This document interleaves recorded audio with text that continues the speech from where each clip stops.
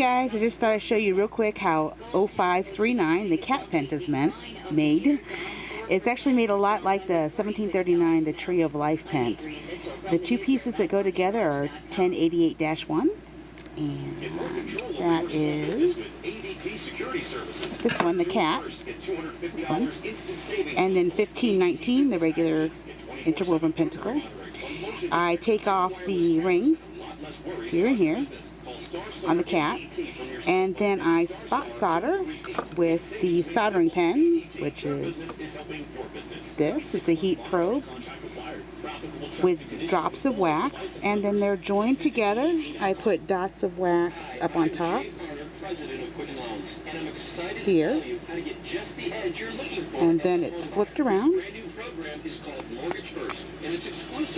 and joined at the base. I'm doing this one-handed, guys. It's joined at the base down here with some more wax. So that's how the cat pentacle is made.